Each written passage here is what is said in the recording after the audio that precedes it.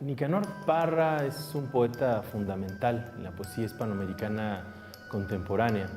Yo creo que abre las puertas de varias corrientes que ahora nosotros las estudiamos como diversas corrientes poéticas, pero que en realidad confluyen en un momento artístico general para Occidente que se podría asumir como las neovanguardias. Mi enfermedad se llama encefalitis letárgica. Para colmo de males, acaban de operarme de la vesícula. Si les parece, les muestro la cicatriz. No tengo paz en ninguna parte. ¿Para qué voy a decir una cosa por otra? Los pelusas del barrio me persiguen tirándome piedras. Hay que ser bien caído del catre para reírse de un pobre viejo zarrapastroso que no tiene ni dónde caerse muerto. Que es retomar estas vanguardias de cierta manera, ya sea como una agenda artística o también incluso como una agenda política, y continuar un proyecto que ya había emprendido la vanguardia a principios del siglo XX, que era cuestionar pues, el propio hecho del arte. En ese sentido, Poemas y antipoemas de 1954 de Nicanor Parra creo que abre ese nuevo panorama. Ahora, yo creo que también se le ha dado una exclusividad a Nicanor Parra cuando hay varios textos y un momento particular en Hispanoamérica que habría que aquilatar en su conjunto y no separar. Una parte de la crítica más tradicional, por ejemplo, ha considerado que Nicanor Parra reacciona en contra de las vanguardias. Y diríamos, no tanto en contra de las vanguardias, sino en contra de la poesía chilena que se estaba leyendo en ese momento, que básicamente podría reducirse en el término de la vanguardia a tres grandes personalidades también hispanoamericanas: Vicente Huidobro, Pablo Neruda y Pablo Roca. O sea, tres personajes fundamentales, también muy influyentes en la poesía hispanoamericana, y en realidad él reacciona a cierto tipo de esa poesía. Pero continúa la vanguardia, ¿no? Que es algo que la crítica ha destacado muy poco, o sea, y él es ese puente, como también, por ejemplo, lo es Oliverio Girondo, con ese texto que se titula En la más médula, lo es también toda esta serie de textos, no solamente de poesía, sino que empiezan a brevar en lo que va a darse por llamar o decir de alguna manera antiliteratura. La antinovela, por ejemplo, que pues nosotros la leemos en la década de los 60 y tenemos muy claro que, por ejemplo, Rayuela de Julio Cortázar es una antinovela, pero también el antiteatro que está haciendo Copy desde Francia, y entonces confluyen todas estas fuerzas para generar esto que Nicanor Parra va a llamar antipoesía y que va a dispersarse por el resto de Hispanoamérica. Dicho sea de paso, tengo que juntar $17 antes que me venga el ataque para pagar mi dosis de heroína. A buen entendedor, pocas palabras. Si no me dan por la buena, van a tener que darme por la mala.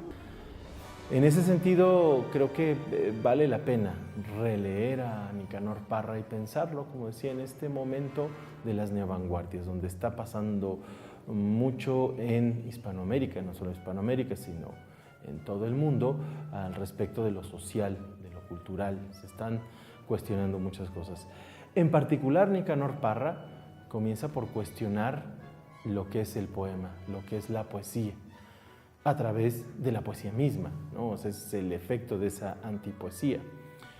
¿Qué es lo que distingue a Nicanor Parra de otras maneras de haber cuestionado la poesía que ya habían fundado las vanguardias? Es no caer en el error de criticar a la poesía para poner otro tipo de poesía que finalmente también es sujeta a una crítica y que también lo lleva a lo que pasó con muchas corrientes de la vanguardia que llegaron a un callejón sin salida. Después de esto, ¿qué sigue? ¿No? Entonces Nicanor Parra lo que hace es una crítica demoledora donde no solamente critica la poesía, sino de paso critica a la antipoesía. O sea, no solo es la poesía, tampoco existe antipoesía, entonces no hay nada. O sea, es un nihilismo extremo el de los poemas de Nicanor Parra. Y entonces creo que ese tono es el tono que se vuelve contagioso para muchos, ¿no? El sujeto poético que habla se vuelve un héroe degradado, incluso grotesco, ¿no? Y yo creo que hasta entonces la poesía hispanoamericana, no quiero decir que no lo hubiera, lo hay desde el siglo XIX, por ejemplo, un crítico como Roberto Fernández Retamar documenta muy bien un tipo de poesía humorística, satírica, que tiende a demoler estas grandes construcciones de lo poético. No quiero decir que no lo hubiera, pero lo que hace Nicanor Parra es poner a este sujeto, que es una especie de antihéroe, propio para el desencanto post-Segunda Guerra Mundial. Y es un sujeto que, por ejemplo, Enrique Lihn, que es también chileno, lo va a aprovechar a un grado extremo, por mencionar un caso.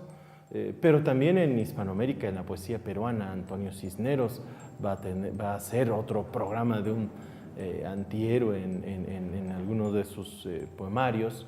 Por ejemplo, Canto ceremonial para el oso hormiguero.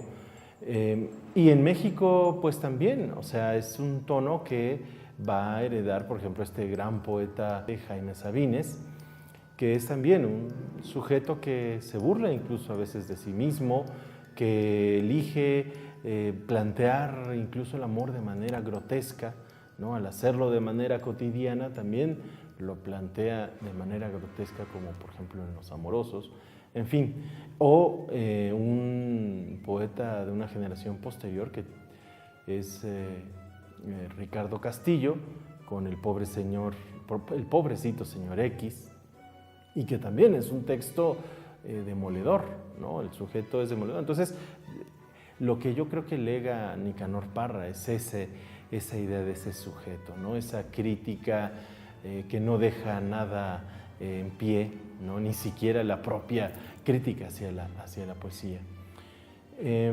También, por supuesto, va a dar un tono, porque comienza Poemas y Antipoemas, es un poemario que comienza más hacia el proyecto de escritura de poesía, pero también después, dadas las condiciones políticas que se empiezan a vivir en Chile, comienza hacia lo social.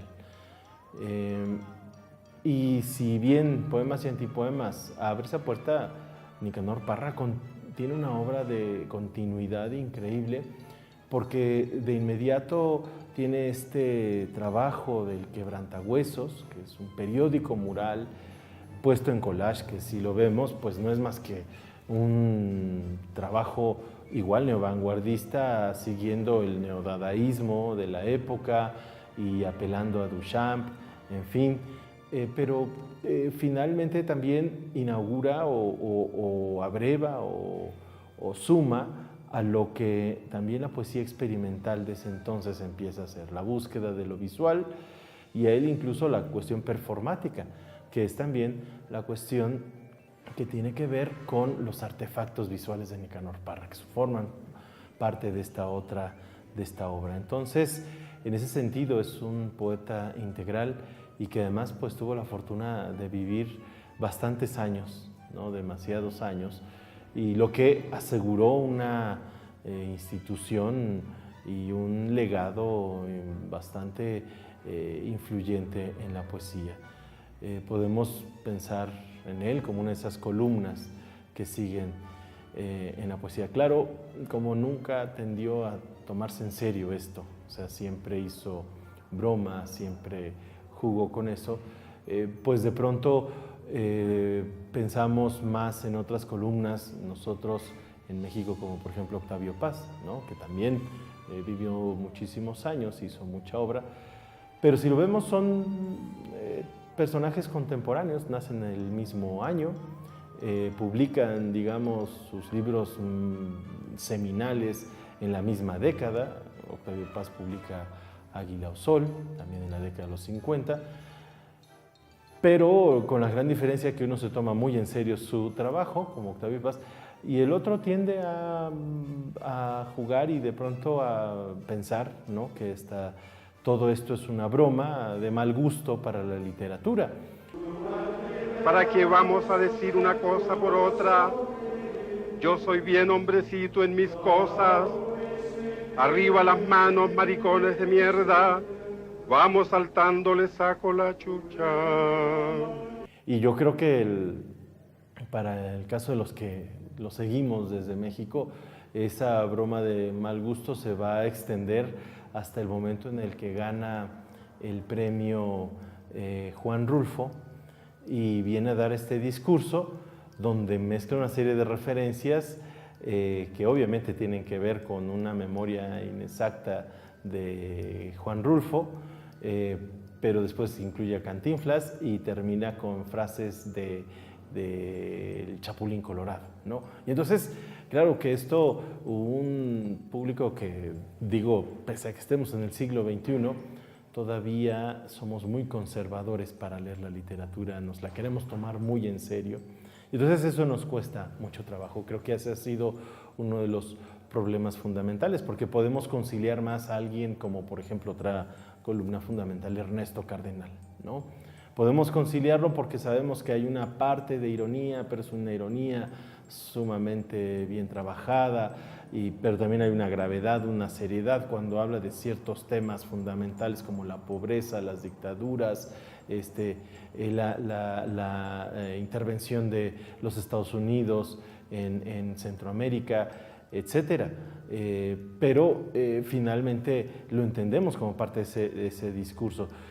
Pero con Nicanor Parra uno pues nunca sabe si esos dibujos, todos esos rayones, ¿no?, esas declaraciones, incluso yo creo que es una cuestión sumamente consecuente, ¿no?, con el tipo de obra que ha escrito a lo largo de los años. Yo creo entonces que la importancia de Nicanor Parra reside en estar leyendo constantemente su obra, porque es el fundamento de la poesía contemporánea. Nuevas generaciones, afortunadamente, empiezan a brevar en todas esas nuevas corrientes, a no tomarse tan en serio el oficio de poeta, a experimentar fuera de la hoja de papel, a combinar el arte performático, el arte visual, etc.